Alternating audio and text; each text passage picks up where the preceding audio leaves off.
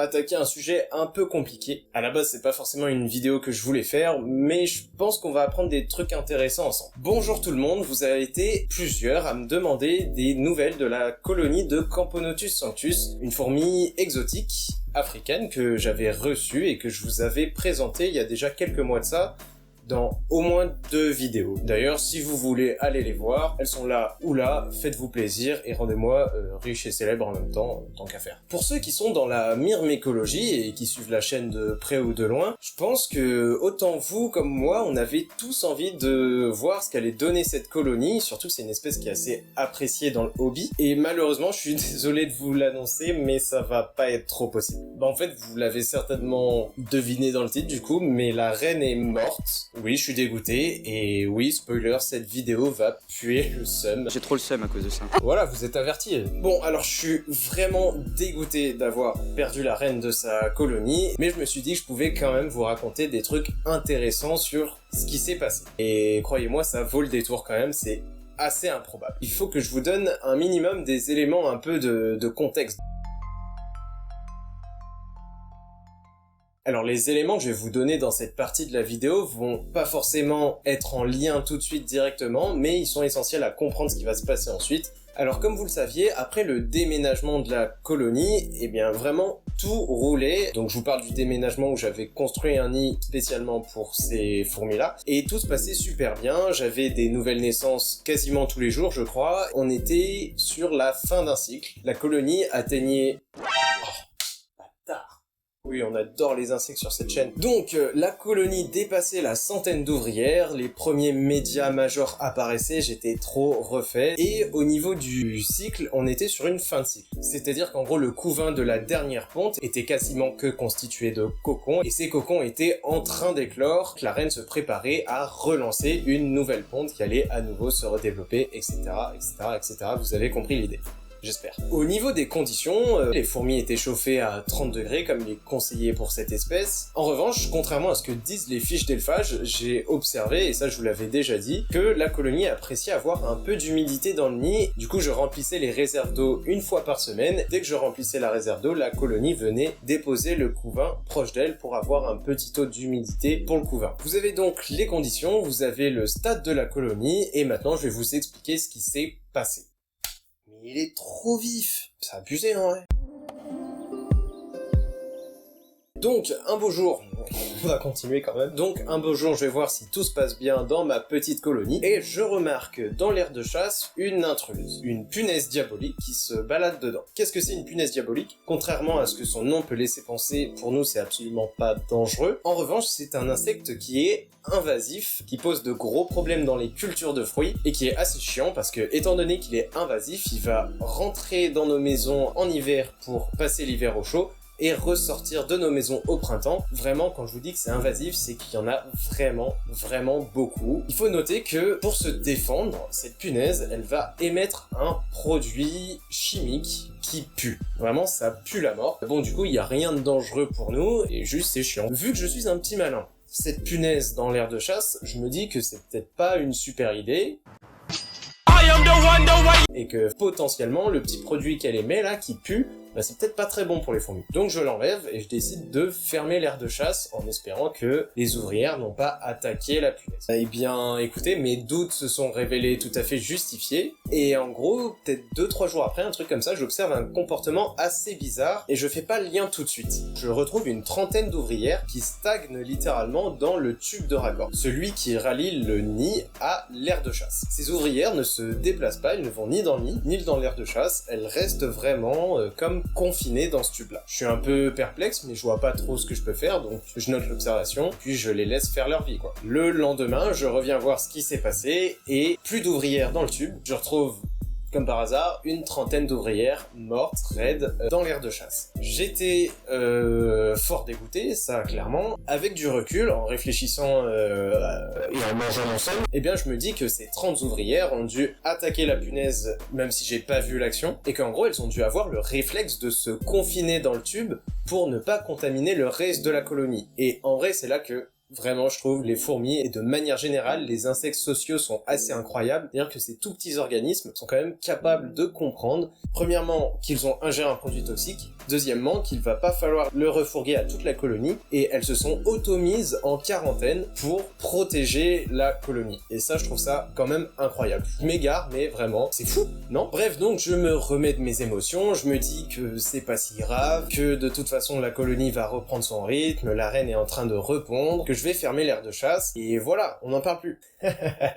J'étais loin de me douter de ce que cette punaise allait engendrer, et c'était pas le dernier de mes problèmes. Alors de base, le nid que j'avais construit, je l'avais construit pour la centaine d'ouvrières que j'avais réussi à avoir. Et vous vous en doutez peut-être, mais à partir du moment où j'ai perdu 30 ouvrières, c'est-à-dire 30% de la colonie, c'est assez énorme, et bien le nid qui était de base un peu grand pour ce que j'avais prévu, eh bien, est devenu très grand pour le coup. Et avoir trop d'espace pour les fourmis, c'est un vrai problème. Dans le milieu naturel, les fourmis aiment bien vivre dans un espace confiné, et elles creusent uniquement la place dont elles ont besoin. C'est-à-dire qu'en nature, elles ne se retrouvent jamais avec le souci d'avoir trop d'espace. Et à votre avis, que font les fourmis lorsqu'elles ont trop d'espace? Je vous laisse deviner, allez-y. Ouais, non, pas vraiment. C'est ça, elles comblent l'espace, mais parfois avec du substrat.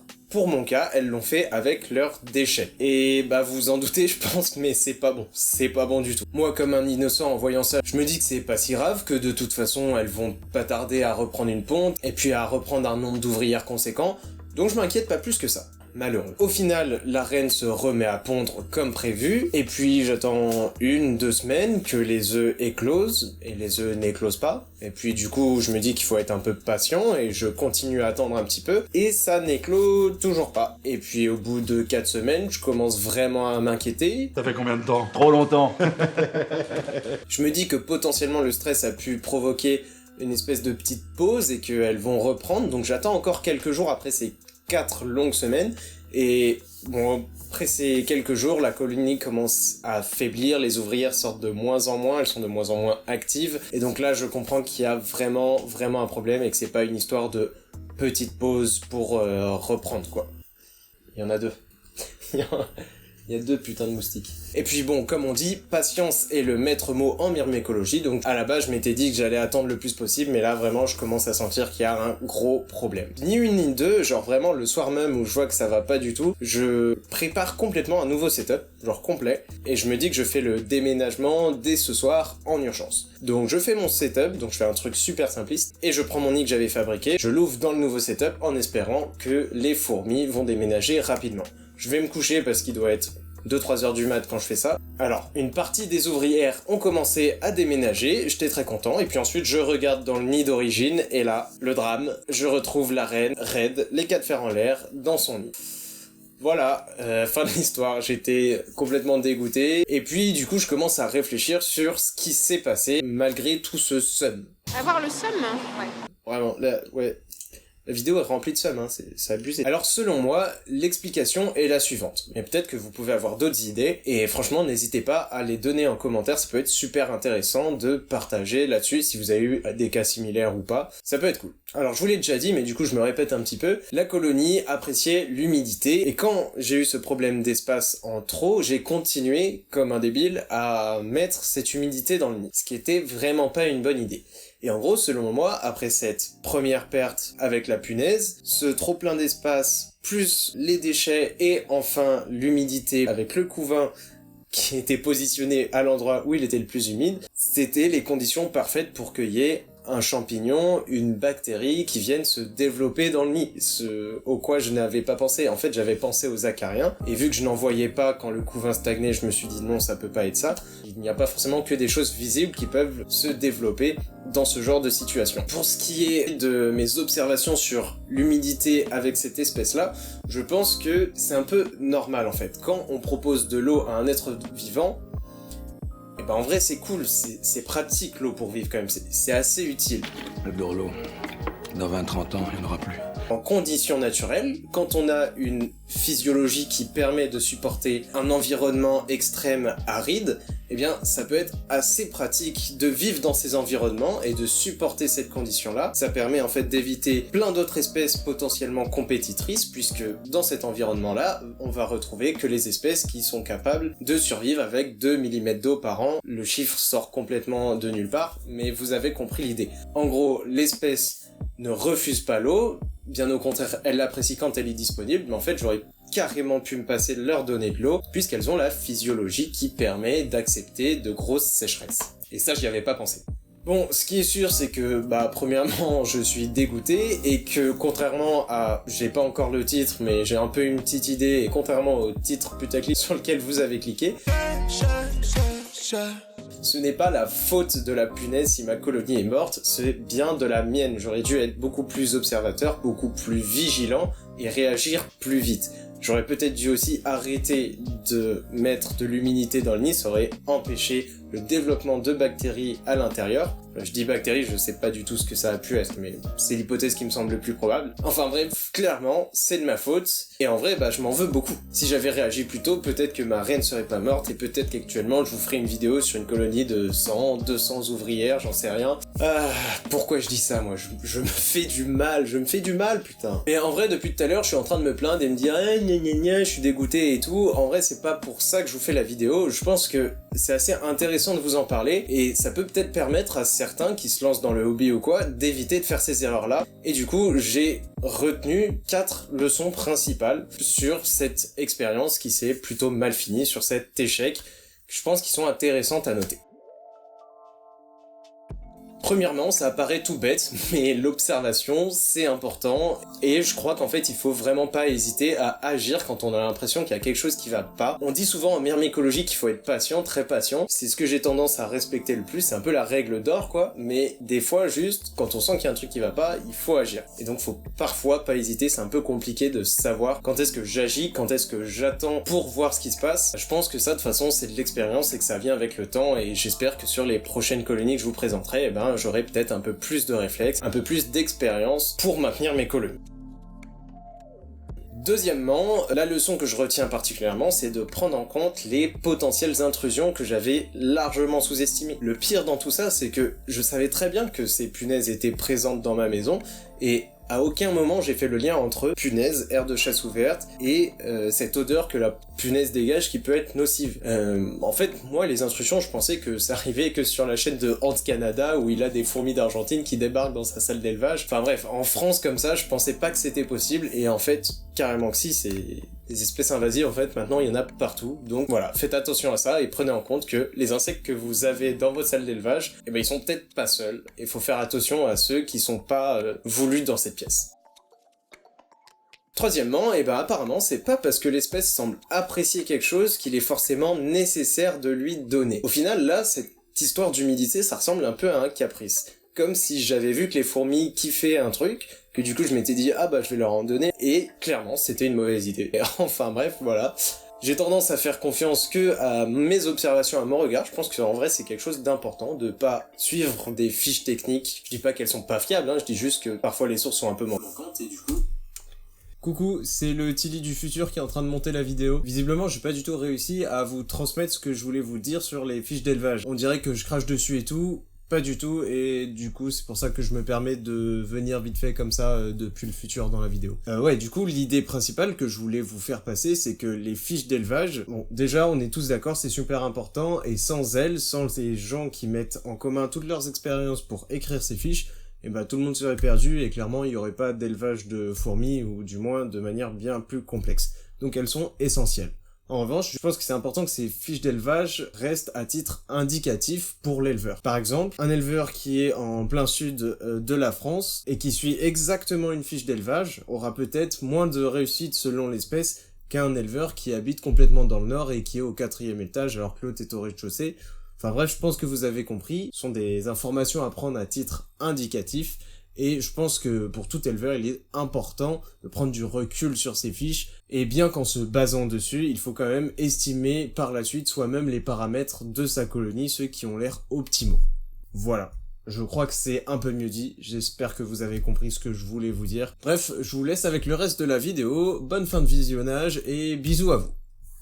De ce troisième point en découle un quatrième, et pour moi c'est le plus important. c'est le fait de réduire au maximum ces paramètres. En gros, de les rendre le plus accessibles pour vous possible, les rendre le plus modifiables. Genre, si t'as envie de changer un truc dans ton setup, tu peux le changer sans stresser tes fourmis et facilement. Du coup, c'est super important, surtout en fait, là je parle vraiment au début, quand on se lance dans la myrmécologie, de pas chercher à faire des terrariums extravagants, des trucs de fou, mais de vraiment rester sur des installations très basiques. Simple, basique. Voilà. Quitte à ce que ce soit pas très beau, pourrait vous faire plaisir quand vous apprendrez à connaître votre colonie, savoir ce qu'elle aime pas. Et là, vous pourrez rajouter du substrat, des choses, et peut-être même faire un gros terrarium quand vous avez, genre, grave de l'expérience. Ce qui n'est pas mon cas. Et donc voilà, je me suis peut-être un peu trop précipité à essayer de construire tout un nid comme ça. Bref, allez toujours au plus simple possible, surtout si vous débutez comme moi. Donc voilà en gros les leçons que j'ai pu en tirer. Je pense que ça va être une vidéo un peu longue et je vous remercie si vous êtes encore en train de me regarder, c'est que certainement ça vous a plu. Maintenant qu'est-ce qui va se passer? Eh bien les ouvrières qu'il me reste, elles vont avoir leur petite vie paisible. Je pense que c'est la dernière fois que vous les voyez sur cette chaîne malheureusement puisqu'il va rien se passer d'extraordinaire. Je pense que je vais les laisser se nourrir, mourir de vieillesse tranquillement. Et voilà, hein, c'est triste mais c'est comme ça. Bon, si on sort un peu de ce sujet-là et qu'on parle un peu plus de la chaîne, je m'excuse mais je suis pas très actif en ce moment, mais ça devrait revenir. J'avais des examens et tout, j'étais grave occupé, je galère un peu avec le matériel qui va s'éteindre certainement d'ici pas très longtemps, puisque je filme avec mon portable et c'est assez atroce. Comme vous pouvez le voir, je suis dans un endroit complètement différent, parce que je suis en stage en ce moment. Et du coup là, pendant 2 mois, je vais avoir un peu plus de temps chez moi quand je rentre du stage, pour vous faire des vidéos, donc j'espère pouvoir continuer à vous en faire, et peut-être pourquoi pas vous faire une vidéo sur ce stage, je sais pas, c'est une idée que j'ai comme ça, mais je verrai, vous emballez pas trop non plus, peut-être que je le ferai pas, voilà. Ah, je suis un gars précis moi, je suis un gars clair et net, y a pas de souci. Bref, c'était vachement long, je vous dis à très bientôt pour une prochaine vidéo, que putain j'ai hâte de vous filmer, c'est un sujet vraiment trop stylé, j'ai hâte de vous filmer ça, je vous en dis pas plus, à très bientôt pour la prochaine. Bam, on le voit en plus. Faut détester les moustiques. Ouais, allez, à plus.